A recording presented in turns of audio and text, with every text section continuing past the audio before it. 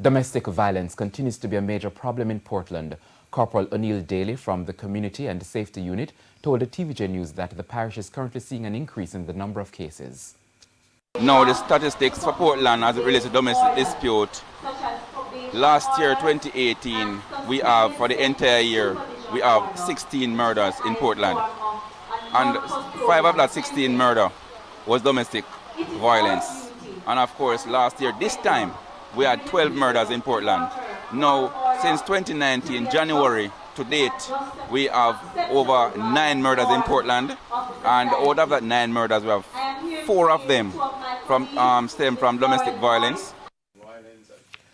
Speaking at the Jamaica Coalition Against Domestic Violence Fair, Corporal Daly said the main challenge is that some victims are afraid to speak out.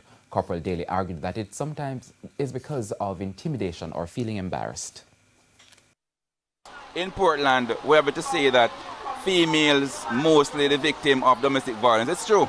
But what about the males who have been affected by domestic violence? You have women who beat the males, but because of our ego as males and because of our self-efficacy, we are fighting against the efficacy in ourselves to report the matters, and we don't want to report them because we feel ashamed of going to the police station to report those matters. Come to us, make the report. Don't be afraid of anyone who threatens you. We have strategies and measures that we can use to ensure that we put things in place to protect you, the victim.